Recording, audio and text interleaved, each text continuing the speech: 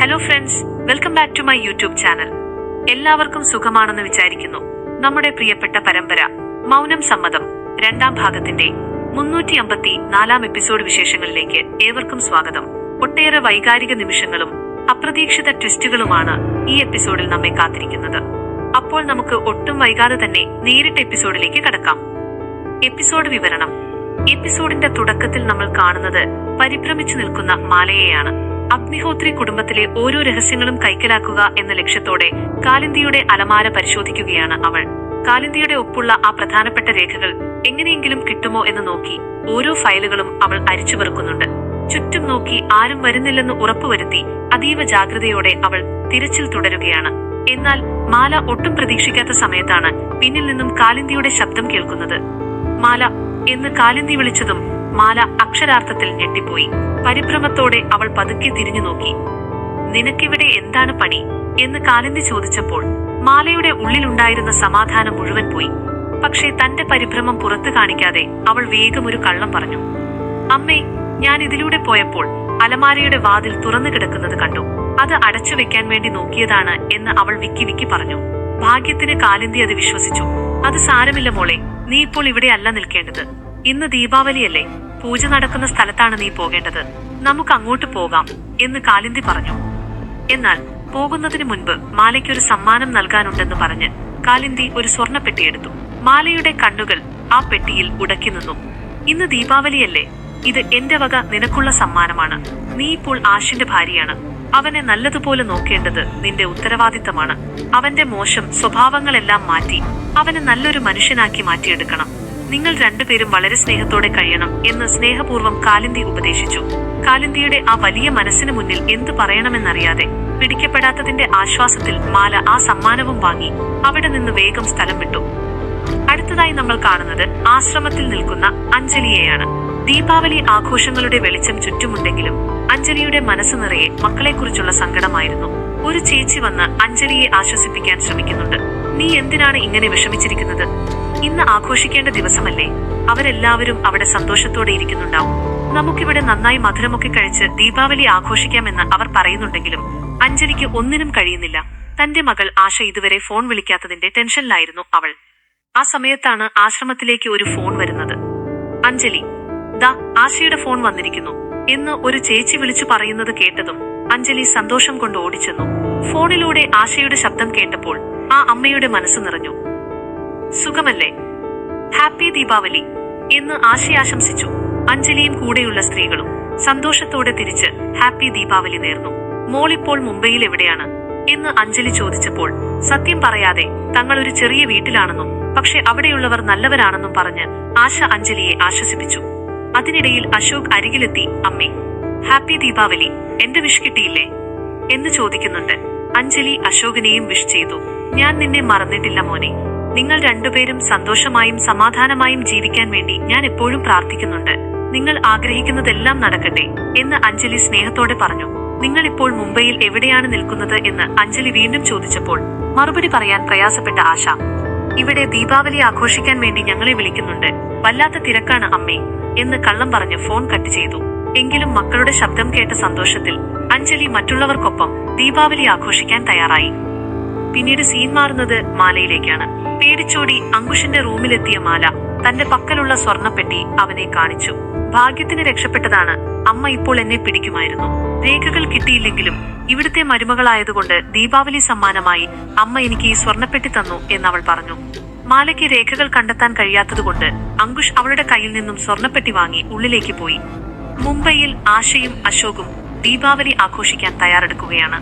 അവർ പുറത്തേക്കിറങ്ങുമ്പോൾ അശോക് ചോദിച്ചു, ആശ, നീ എന്റെ അമ്മയ്ക്ക് വിളിച്ചല്ലോ, അതുപോലെ നിന്റെ അമ്മയ്ക്കും കൂടി വിളിച്ച് കാര്യങ്ങൾ പറഞ്ഞുകൂടെ? അവർക്കും ഒന്ന് സമാധാനമായിക്കോളും. എന്നാൽ ആശ അതിന് തയ്യാറായിരുന്നില്ല. ഞാൻ വിളിച്ചു കഴിഞ്ഞാൽ എനിക്ക് അവരെ മിസ് ചെയ്യും. ഞാൻ ചിലപ്പോൾ കരഞ്ഞു പോകും. അമ്മ ഞാനിവിടെ നിൽക്കുന്നത് അറിഞ്ഞാൽ അവർക്ക് സമാധാനമുണ്ടാവില്ല. തീർച്ചയായും എന്നെ കാണാൻ ഇങ്ങോട്ട് വരും. നമ്മൾ ഇവിടെ നിന്ന് രക്ഷപ്പെടേണ്ടി വരും. അങ്ങനെയുണ്ടായാൽ നമുക്ക് നമ്മുടേതായ ഒരു വ്യക്തിത്വം ഉണ്ടാക്കിയെടുക്കാൻ കഴിയില്ല. അതുകൊണ്ട് ഞാൻ മനഃപൂർവ്വം എന്നെ തന്നെ നിയന്ത്രിക്കുകയാണ്. ആശ തന്റെ സാഹചര്യം വിശദീകരിച്ചെങ്കിലും അശോക് അവളെ ആശ്വസിപ്പിച്ചുകൊണ്ട് അമ്മയെ വിളിക്കാൻ നിർബന്ധിച്ചു. വീണ്ടും അഗ്നിഹോത്രി വസതിയിലേക്ക് വരുമ്പോൾ അവിടെ പൂജയുടെ തിരക്കിലാണ് കാലിന്ദി. പൂജയ്ക്കിടയിൽ അവർ അജുവിനോട് പറയുന്നുണ്ട്, ഇത്രയും നേരമായിട്ടും ആശ എന്നെ വിളിച്ചില്ലല്ലോ. അവൾ സമാധാനത്തോടെ ഇരിക്കുന്നുണ്ടോ? അവിടെ അവരുടെ ദീപാവലി ആഘോഷങ്ങളൊക്കെ എങ്ങനെയുണ്ടാവുമോ? കാലിന്ദിയുടെ ആശങ്ക കണ്ടപ്പോൾ അജു അവരെ സമാധാനിപ്പിച്ചു. നീ പേടിക്കണ്ട, അവൾ അശോകന്റെ കൂടെ സന്തോഷത്തോടെ ആഘോഷിക്കുന്നുണ്ടാവും. കൃത്യം ആ സമയത്ത് തന്നെ ഫോൺ ബെല്ലടിച്ചു. ഓടിച്ചെന്നു ഫോൺ എടുത്ത കാലിന്തി ആശയുടെ ശബ്ദം കേട്ടപ്പോൾ ആവേശഭരിതയായി. തങ്ങൾ ഒരു ചെറിയ വീട്ടിലാണെന്നും പക്ഷെ കുഴപ്പമൊന്നുമില്ലെന്നും ആശ അമ്മയോട് പറഞ്ഞു. മോളെ, നിങ്ങൾ മുംബൈയിൽ കൃത്യമായി എവിടെയാണ് നിൽക്കുന്നത് എന്ന് കാലിന്തി ആവർത്തിച്ചു ചോദിക്കുന്നുണ്ട്. അമ്മേ, എനിക്ക് അമ്മയെ വിശ്വാസമില്ലാഞ്ഞിട്ടല്ല ഞാൻ പറയാത്തത്. പക്ഷെ ഇത് പറഞ്ഞു കഴിഞ്ഞാൽ അമ്മയ്ക്ക് ഇങ്ങോട്ട് വരാതിരിക്കാൻ കഴിയില്ല. അത് ഞങ്ങളുടെ യാത്രയെ ബാധിക്കും. ഞങ്ങളുടെ സാഹചര്യം അമ്മ മനസ്സിലാക്കണം എന്ന് ആശ അപേക്ഷിച്ചു. എന്നാൽ കാലിന്തി നിർബന്ധിച്ചു. ഇല്ല മോളെ, ഞാൻ ഇങ്ങോട്ട് വരില്ല. പക്ഷെ എന്റെ മോൾ എവിടെയാണെന്നറിഞ്ഞാൽ എനിക്കൊരു സമാധാനമാണ്. ഒടുവിൽ അമ്മയുടെ സ്നേഹത്തിന് മുന്നിൽ ആശ തോറ്റു. തങ്ങൾ നിൽക്കുന്ന സ്ഥലം അവൾ കാലിന്തിയോട് വെളിപ്പെടുത്തി. ആശയും അശോകും പുറത്തിറങ്ങി പൂത്തിരി കത്തിച്ച് ദീപാവലി ആഘോഷിക്കാൻ തുടങ്ങി. ആ സുന്ദരമായ നിമിഷങ്ങൾക്കിടയിലാണ് വില്ലത്തിയായ അപ്സര ഇങ്ങോട്ട് നോക്കുന്നത്. അവരുടെ സന്തോഷം കണ്ട അപ്സരയ്ക്ക് അത് സഹിക്കാനായില്ല. അവൾ തന്റെ മകനോട് പടക്കമെടുത്ത് ആശയുടെയും അശോകന്റെയും നേരെ എറിയാൻ പറഞ്ഞു. ആ കുട്ടിയെറിഞ്ഞ പടക്കം അവരുടെ മുന്നിൽ കിടന്നു പൊട്ടിയപ്പോൾ ആശയും അശോകും അസ്വസ്ഥരായി. അശോക് ആ കുട്ടിയോട് ദേഷ്യപ്പെട്ടു. നിനക്ക് ആൾക്കാരെ കണ്ടുകൂടെ? ആൾക്കാരുടെ ദേഹത്തേക്കാണോ പടക്കമെറിയുന്നത് എന്ന് ചോദിച്ചു. പക്ഷെ അപ്സരയുടെ മകൻ വളരെ അഹങ്കാരത്തോടെയാണ് മറുപടി പറഞ്ഞത്. മുതിർന്നവരോട് ഇങ്ങനെയാണോ സംസാരിക്കേണ്ടത്? ഞങ്ങളെ പേരെടുത്തല്ലേ വിളിക്കേണ്ടത്? എന്നെ ആശ ആന്റി എന്ന് വിളിക്കണം എന്ന് ആശ പറഞ്ഞിട്ടും ആ കുട്ടി അവരെ പരിഹസിച്ചു. അപ്സരയും മകനെ പിന്തുണച്ചു. എന്റെ മോനെ തടയാൻ ഇവിടെ ആരാണുള്ളത്? അവൻ ഇഷ്ടമുള്ളതുപോലെ അവൻ പടക്കം പൊട്ടിക്കും. അത് നോക്കി ഇവിടെ ആരും നിൽക്കണ്ട എന്ന് അവൾ പുച്ഛത്തോടെ പറഞ്ഞു. ആശ അശോകിനെ സമാധാനിപ്പിച്ചു. സാരമില്ല അശോക്, നമ്മളെ ദേഷ്യം പിടിപ്പിക്കാൻ അവർ മനഃപൂർവ്വം ചെയ്യുന്നതാണ്. നമുക്ക് നമ്മുടെ കാര്യം നോക്കാം. എന്നാൽ പെട്ടെന്നാണ് അവിടെ ഒരു അപകടം സംഭവിക്കുന്നത്. പടക്കം പൊട്ടിക്കുന്നതിനിടയിൽ അപ്സരയുടെ സാരിത്തുമ്പിൽ തീ പിടിച്ചു. തീ ആളിപ്പടരാൻ തുടങ്ങിയതോടെ അപ്സര പേടിച്ച് നിലവിളിച്ചു. ഇത് കണ്ടതും ആശ ഓടിച്ചെന്നു. ഒരു കുടം വെള്ളമെടുത്ത് അവളുടെ ദേഹത്തേക്ക് ഒഴിച്ചു. കഷ്ടപ്പെട്ട് ആശ ആ തീ അണച്ചു. എന്നാൽ നന്ദി പറയുന്നതിന് പകരം അപ്സര ആശയോട് തട്ടിക്കയറുകയാണ് ചെയ്തത്. നീ എന്തിനാണ് എന്റെ ദേഹത്തേക്ക് വെള്ളം ഒഴിച്ചത്? എന്റെ ഡ്രസ് നീ നാശമാക്കി എന്ന് പറഞ്ഞ് അവൾ ആശയെ ചീത്ത വിളിച്ചു. ഇത് കേട്ടപ്പോൾ ആശയുടെ നിയന്ത്രണം വിട്ടു. ഞാൻ നിങ്ങളെ സഹായിക്കാൻ നോക്കിയത് പോരാഞ്ഞിട്ട് ഇപ്പോൾ എന്റെ നേരെയാണോ നിങ്ങളുടെ ദേഷ്യം എന്ന് ആശ ചോദിച്ചു. അപ്സര വീണ്ടും അഹങ്കാരത്തോടെ സംസാരിച്ചപ്പോൾ അവർ തമ്മിൽ വലിയൊരു തർക്കം തന്നെയുണ്ടായി. ഒടുവിൽ അശോക് ഇടപെട്ട് ആശയെ അവിടെ നിന്ന് പിടിച്ചു മാറ്റി. കുറച്ചു ദൂരെ എത്തിയപ്പോൾ അശോകിന് ചിരി വന്നു. ഒരു കാര്യവുമില്ലാതെ നീ അവരെ സഹായിക്കാൻ പോയി, ഇപ്പോൾ നിനക്ക് തന്നെ പണി കിട്ടിയല്ലോ എന്ന് പറഞ്ഞ് അശോക് പൊട്ടിച്ചിരിച്ചു. തന്റെ പ്രവൃത്തിയിലെ മണ്ടത്തരമോർത്ത് ആശയ്ക്കും ചിരി വന്നു. ഇരുവരും അവിടെ നിന്ന് പൊട്ടിച്ചിരിക്കുന്നതിനിടയിലാണ് വീടിന്റെ ഓണർ വരുന്നത്. അദ്ദേഹം അവർക്ക് ഹാപ്പി ദീപാവലി നേർന്നു. നിങ്ങൾ എന്താണ് പുറത്തിറങ്ങാത്തത്? ഭാര്യയെ ഈ മുംബൈ നഗരം ഒന്ന് കാണിച്ചു കൊടുത്തുകൂടെ എന്ന് അദ്ദേഹം ചോദിച്ചു. ഓട്ടോ ഒന്നുമില്ലാത്ത സമയമായതുകൊണ്ട് ഓണർ തന്റെ ബൈക്ക് അവർക്ക് നൽകി. മടിച്ചെങ്കിലും ഓണറുടെ നിർബന്ധത്തിന് വഴങ്ങി അവർ ബൈക്കിൽ യാത്ര ചെയ്യാൻ തീരുമാനിച്ചു. അശോക് ബൈക്കിൽ കയറിയിരുന്നപ്പോൾ പറഞ്ഞു, ആശ, ഞാൻ ആദ്യമായാണ് ഒരു പെണ്ണിന്റെ കൂടെ ബൈക്കിൽ പോകുന്നത്. ചിരിച്ചുകൊണ്ട് ആശയും മറുപടി പറഞ്ഞു, ഞാനും ആദ്യമായാണ് ഒരു ആണിന്റെ കൂടെ ബൈക്കിൽ യാത്ര ചെയ്യുന്നത്. അങ്ങനെ അവർ രണ്ടുപേരും സന്തോഷത്തോടെ മുംബൈ നഗരം കാണാൻ ബൈക്കിൽ യാത്ര തിരിച്ചു. ഈ സമയത്താണ് അഞ്ജലിയും കുറച്ച് സ്ത്രീകളും പുറത്തിറങ്ങുന്നത്. അഞ്ജലി വിഷമിച്ചിരിക്കുന്നത് കണ്ട് അച്ഛൻ കാരണം തിരക്കി. കൂടെയുള്ള ഒരു സ്ത്രീ പറഞ്ഞു, നിനക്ക് നിന്റെ വീട്ടിൽ പോകാൻ ആഗ്രഹം കാണില്ലേ? നിന്റെ വീട് ഇവിടെ അടുത്ത് തന്നെയല്ലേ? നീ ഒന്ന് അവിടെ പോയി വാ. ഒടുവിൽ മക്കളെയും കുടുംബത്തെയും കാണാനുള്ള കൊതി കൊണ്ട് അഞ്ജലി അഗ്നിഹോത്രി വസതിയിലേക്ക് തിരിച്ചു. രാത്രിയുടെ ഇരുട്ടിൽ തന്നെ ആരെങ്കിലും കാണുമോ എന്ന് ഭയന്ന് തന്റെ സ്വന്തം വീട്ടുമുറ്റത്തേക്ക് അഞ്ജലി പതിയെ നടന്നു ചെല്ലുകയാണ്. ആരും തന്നെ കാണുന്നില്ലല്ലോ എന്ന് ഉറപ്പുവരുത്താൻ അവൾ ഇടയ്ക്കിടെ ചുറ്റും നോക്കുന്നുണ്ട്. ഒടുവിൽ ആ വീടിന് മുന്നിലെത്തിയപ്പോൾ അഞ്ജലി ആകെ സ്തംഭിച്ചുപോയി. ദീപാവലി രാത്രിയായിട്ടും ഐശ്വര്യം തുളുമ്പേണ്ട തന്റെ വീട് ഇന്ന് ഇരുട്ടിൽ മുങ്ങിക്കിടക്കുകയാണ്. ഒരു പ്രകാശം പോലുമില്ലാതെ ആകെ ശൂന്യമായി കിടക്കുന്ന വീട് കണ്ടപ്പോൾ അഞ്ജലിയുടെ മനസ്സ് നീറി. താനില്ലെങ്കിൽ ഈ വീട് ഇങ്ങനെയാകുമെന്ന് അവൾ സ്വപ്നത്തിൽ പോലും കരുതിയിരുന്നില്ല. അവിടെ നിന്ന് തിരികെ പോകാൻ ശ്രമിച്ചെങ്കിലും മനസ്സ് സമ്മതിക്കുന്നില്ല. പതുക്കെ തുറന്നു കിടന്ന വാതിലിലൂടെ അഞ്ജലി ഉള്ളിലേക്ക് പ്രവേശിച്ചു. അകത്തേക്ക് കയറിയപ്പോൾ ആദ്യം കണ്ടത് പൂജാമുറിയാണ്. അവിടെ എത്രയോ തവണ ഭഗവാന് മുന്നിൽ നിന്ന് താൻ പ്രാർത്ഥിച്ചിരിക്കുന്നു. അഞ്ജലി ആ സങ്കടത്തോടെ പൂജാമുറിക്ക് അരികിലേക്ക് നീങ്ങുമ്പോഴാണ് പെട്ടെന്ന് സോഫയിൽ കിടന്നുറങ്ങുന്ന നിരഞ്ജനെ കാണുന്നത്. ആ ഇരുട്ടിൽ പെട്ടെന്ന് നിരഞ്ജനെ കണ്ടതും അഞ്ജലി ഒന്ന് ഭയന്നു പുറകോട്ടു മാറി. താൻ അവിടെ വന്നത് അയാൾ അറിയാതിരിക്കാൻ അവൾ പെട്ടെന്ന് മറഞ്ഞു നിന്നു. ഇനി ഇവിടെ നിൽക്കുന്നത് അപകടമാണെന്ന് കരുതി അഞ്ജലി വേഗം വീടിന് പുറത്തിറങ്ങി. പക്ഷെ ആ ഇരുട്ട് പിടിച്ച വീട് അവളെ വല്ലാതെ വേദനിപ്പിച്ചു. ദീപാവലിയായിട്ടും തന്റെ വീട് ഇങ്ങനെ ഇരുട്ടിൽ കിടക്കരുതെന്ന് കരുതി പുറത്തെ സ്റ്റെപ്പിലിരുന്ന വിളക്കുകൾ അഞ്ജലി തെളിയിക്കാൻ തുടങ്ങി. ഓരോ വിളക്കിലും ദീപം തെളിയിച്ച് അവൾ സ്റ്റെപ്പുകളിൽ ഭംഗിയായി വെച്ചു. എന്നാൽ തിരക്കിനിടയിൽ അപ്രതീക്ഷിതമായി വിളക്കിലെ തീ അഞ്ജലിയുടെ കൈയിൽ തട്ടി. വേദന കൊണ്ട് അവൾ പെട്ടെന്ന് കൈവലിച്ചപ്പോൾ അടുത്തുണ്ടായിരുന്ന ഒരു ചെടിച്ചട്ടി മറിഞ്ഞു വീണു. ആ നിശബ്ദതയിൽ ആ ശബ്ദം വലിയ മുഴക്കമുണ്ടാക്കി.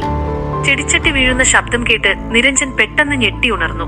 എന്നാൽ നിരഞ്ജൻ ഉണർന്നതറിയാതെ അഞ്ജലി ആ ചെടിച്ചട്ടി എടുത്ത് കൃത്യസ്ഥലത്ത് തന്നെ വെച്ചു. അവിടെയിരുന്ന് അവൾ ഭഗവാനോട് പ്രാർത്ഥിച്ചു, ഈ വീടിന്റെ ഐശ്വര്യവും പ്രകാശവുമെല്ലാം തിരിച്ചു വരണമെന്ന്. പ്രാർത്ഥന കഴിഞ്ഞ് കണ്ണു തുറന്നപ്പോഴാണ് അടുത്തേക്ക് വരുന്ന നിരഞ്ജന്റെ നിഴൽ അഞ്ജലി കാണുന്നത്. പേടിച്ചുപോയ അഞ്ജലി അവിടെ നിന്നും എഴുന്നേറ്റ് ഓട്ടി. നിരഞ്ജൻ വേഗം പുറത്തിറങ്ങി വന്ന് ചോദിച്ചു, ആരാണവിടെ? പക്ഷേ പുറത്ത് ആരെയും കണ്ടില്ല. തൊട്ടടുത്ത് പാർക്ക് ചെയ്തിരുന്ന കാറിന്റെ പുറകിൽ അഞ്ജലി അപ്പോഴേക്കും ഒളിച്ചിരുന്നു. ആരെയും കാണാതായപ്പോൾ നിരഞ്ജൻ ഉള്ളിലേക്ക് കയറാനൊരുങ്ങി. എന്നാൽ സ്റ്റെപ്പിൽ തെളിഞ്ഞു നിൽക്കുന്ന ദീപങ്ങൾ കണ്ടതും അയാൾ അവിടെ തറഞ്ഞു നിന്നു. ഇരുട്ടിൽ ആ വിളക്കുകൾ വെളിച്ചം പകരുന്നത് കണ്ടപ്പോൾ നിരഞ്ജന്റെ മനസ്സിൽ എന്തൊക്കെയോ ചിന്തകൾ കടന്നുപോയി. അല്പനേരം ആ ദീപങ്ങളിലേക്ക് നോക്കി നിന്ന് അയാൾ മൗനമായി അകത്തേക്ക് കയറിപ്പോയി. കാറിന്റെ പുറകിലിരുന്ന അഞ്ജലി ഇതെല്ലാം സങ്കടത്തോടെ നോക്കി നിൽക്കുകയായിരുന്നു. തന്റെ പ്രിയപ്പെട്ടവർക്ക് വേണ്ടി പ്രാർത്ഥിച്ചുകൊണ്ട് അവൾ അവിടെ നിന്നും മടങ്ങി. പിറ്റേന്ന് രാവിലെ മുംബൈയിലെ വീട്ടിൽ ആശയെയും അശോകനെയുമാണ് നമ്മൾ കാണുന്നത്. അശോകനൊരു പ്രധാനപ്പെട്ട ഇന്റർവ്യൂ ഉള്ള ദിവസമാണ്. ഒരു ജോലി കിട്ടിയാൽ തങ്ങളുടെ കഷ്ടപ്പാടുകൾക്ക് അറുതിയാകുമെന്ന് അവർ രണ്ടുപേരും വിശ്വസിക്കുന്നു. അശോക് കുളി കഴിഞ്ഞ് ഡ്രസ്സ് മാറാൻ നിൽക്കുമ്പോൾ ആശ വന്ന് പ്രസാദം നെറ്റിയിൽ തൊടുവിച്ചു കൊടുത്തു. വിഷമിക്കേണ്ട അശോക്, ഈ ജോലി നിങ്ങൾക്ക് എന്തായാലും കിട്ടും. ദൈവം നമ്മുടെ കൂടെ തന്നെയുണ്ട്. ഇത്രയും കാലം നമ്മളെ കാത്ത ദൈവം ഇനിയും നമ്മളെ കൈവിടില്ല എന്ന് പറഞ്ഞ് ആശ അവന് ആത്മവിശ്വാസം നൽകി. യാത്ര തിരിക്കാൻ വേണ്ടി അശോക് തന്റെ ഡ്രസ്സ് എടുക്കാൻ ആശയോട് ആവശ്യപ്പെട്ടു. ആശ ആ ഡ്രസ്സ് എടുത്തു കൊടുത്തപ്പോഴാണ് അവർ ആ വലിയ ചതി ശ്രദ്ധിക്കുന്നത്. ഇന്റർവ്യൂവിനിടാൻ കരുതി വെച്ചിരുന്ന ഷർട്ടുമായി രംഗം വീണ്ടും അഗ്നിഹോത്രി വസതിയിലേക്ക് മാറുന്നു. രാവിലെ ഫുഡ് കഴിക്കാനായി നിരഞ്ജൻ ഡൈനിങ് ടേബിളിൽ ഇരിക്കുകയായി. ആ ടേസ്റ്റ് അഞ്ജലി ഉണ്ടാക്കുന്നത് പോലെ തന്നെയാണല്ലോ എന്ന് നിരഞ്ജൻ ആലോചിച്ചു. ഇത് അഞ്ജലി തന്നെ ഉണ്ടാക്കിയതാണോ? അവൾ എവിടെയുണ്ട് എന്നിങ്ങനെ പലവിധ ചിന്തകൾ അയാളുടെ മനസ്സിൽ മിന്നിമറഞ്ഞു. തന്റെ മുന്നിലുള്ള ഭക്ഷണത്തിലേക്ക് അവിശ്വസനീയതയോടെ നോക്കി നിൽക്കുന്ന നിരഞ്ജന്റെ ദൃശ്യത്തോടെയാണ് ഈ എപ്പിസോഡ് അവസാനിക്കുന്നത്. അപ്പോൾ സുഹൃത്തുക്കളെ, മൗനം സമ്മതം സീസൺ 2 ഇന്നത്തെ എപ്പിസോഡ് വിശേഷങ്ങൾ ഇവിടെ അവസാനിക്കുകയാണ്. നിരഞ്ജന്റെ ആ സംശയം എവിടേക്കാണ് വിരൽ ചൂണ്ടുന്നത്? അശോകന് ആ ജോലി ലഭിക്കുമോ? നമുക്ക് കാത്തിരുന്ന് തന്നെ കാണാം. ഒരു പ്രധാനപ്പെട്ട കാര്യം നിങ്ങളെ ഓർമ്മിപ്പിക്കാനുണ്ട്. കോപ്പിറൈറ്റ് പ്രശ്നങ്ങൾ ഉള്ളതുകൊണ്ട് തന്നെ നമുക്ക് ഈ സീരിയലിന്റെ വീഡിയോ ഭാഗങ്ങൾ ഇവിടെ യൂട്യൂബിൽ ഉൾപ്പെടുത്താൻ കഴിയില്ല. അതുകൊണ്ടാണ് ഫോട്ടോകൾ മാത്രം ഉപയോഗിച്ച് ഞാൻ ഇത് വിശദീകരിക്കുന്നത്. എന്നാൽ ഇതിന്റെ വീഡിയോ സഹിതമുള്ള പൂർണ്ണരൂപം കാണാൻ ആഗ്രഹിക്കുന്നവർക്കായി ഞാൻ എല്ലാ വീഡിയോകളും എന്റെ ഇൻസ്റ്റാഗ്രാം പേജിലും അപ്ലോഡ് ചെയ്യുന്നുണ്ട്. അതുകൊണ്ട് ഈ എപ്പിസോഡിന്റെ വീഡിയോ കാണാനായി ഇപ്പോൾ തന്നെ താഴെ ഡിസ്ക്രിപ്ഷനിലുള്ള ലിങ്ക് വഴി എന്റെ ഇൻസ്റ്റാഗ്രാം പ്രൊഫൈൽ സന്ദർശിക്കുക. അവിടെ നിങ്ങൾക്ക് മൗനം സമ്മതത്തിന്റെ എല്ലാ വീഡിയോകളും കാണാൻ സാധിക്കുന്നതാണ്. ഈ വീഡിയോ നിങ്ങൾക്ക് ഉപകാരപ്പെട്ടെങ്കിൽ തീർച്ചയായും ലൈക്ക് ചെയ്യുക. നിങ്ങളുടെ അഭിപ്രായങ്ങൾ താഴെ കമന്റ് ബോക്സിൽ അറിയിക്കുമല്ലോ. കൂടുതൽ സീരിയൽ വിശേഷങ്ങൾക്കായി അശ്ലോക് യൂണിവേഴ്സ് എന്ന നമ്മുടെ ഈ ചാനൽ ഇപ്പോൾ തന്നെ സബ്സ്ക്രൈബ് ചെയ്ത് ബെൽ ഐക്കൺ എനേബിൾ ചെയ്തു വെക്കുക. അടുത്ത ഒരു എപ്പിസോഡ് വിശേഷവുമായി നമുക്ക് വീണ്ടും കാണാം. Thank you.